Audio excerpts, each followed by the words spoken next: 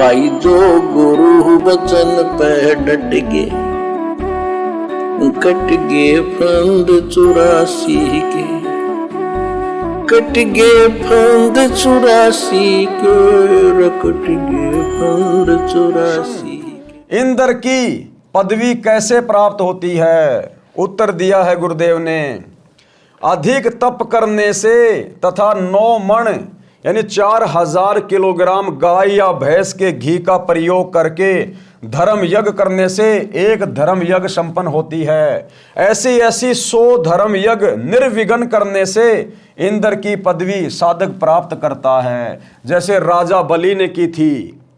तप या यज्ञ के दौरान यज्ञ या तप की मर्यादा भंग हो जाती है तो नए सिरे से यज्ञ तथा तप करना पड़ता है। ये कुछ नियम होते हैं 100 यज्ञ को पूरा करने के लिए।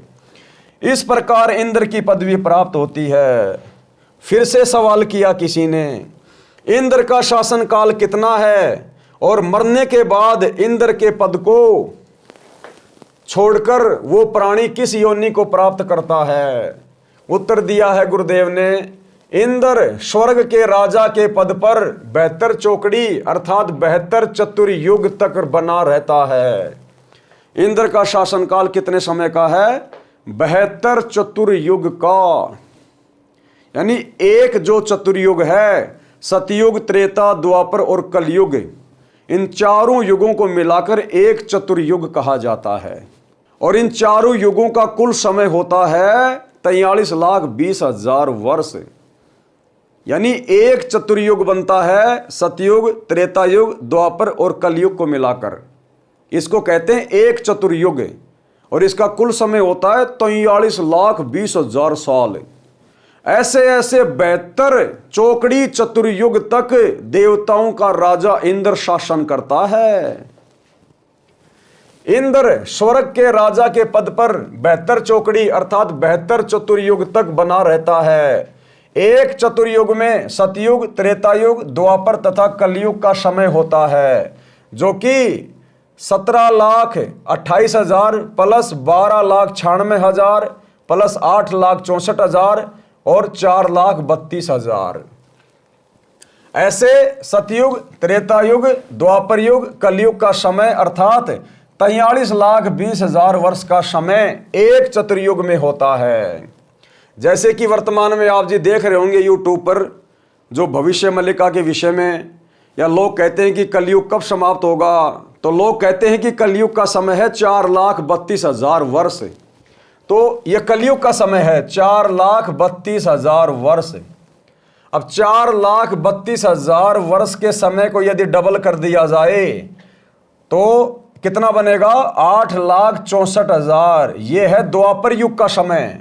अब द्वापर युग के समय में ये जो कलयुग का समय है 4,32,000, अगर हम इसको जोड़ दें तो ये त्रेता युग का समय निकल आएगा कि त्रेता युग में कितने समय जीवन रहता है, कितने वर्ष का होता है त्रेता युग।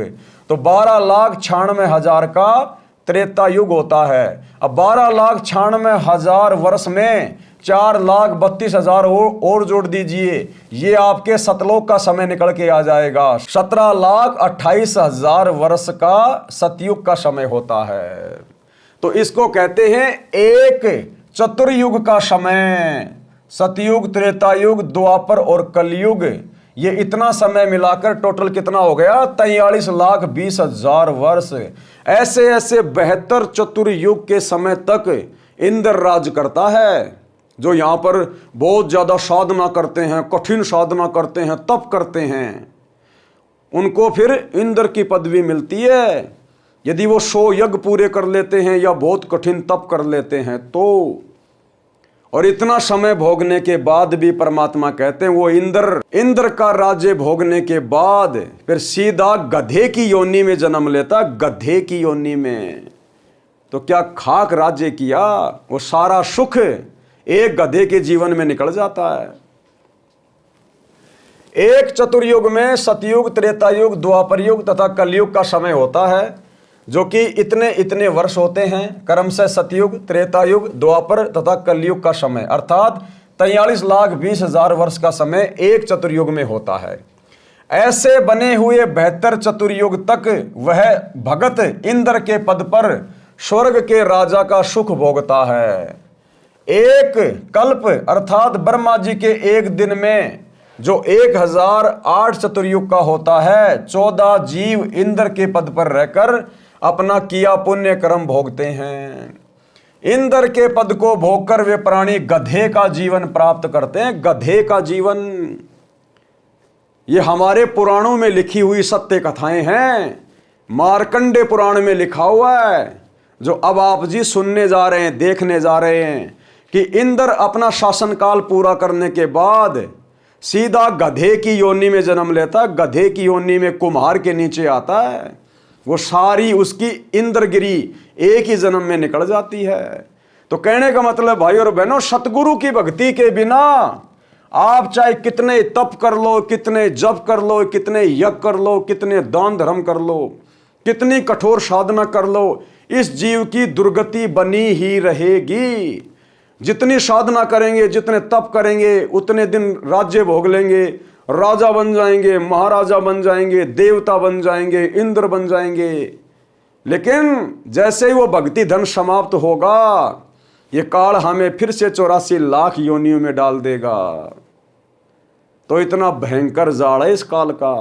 भाई जो गुरु वचन पे डट गे, कट गे फंद 84 के, कट गे फंद 84 के, रकट गे फंद 84 के।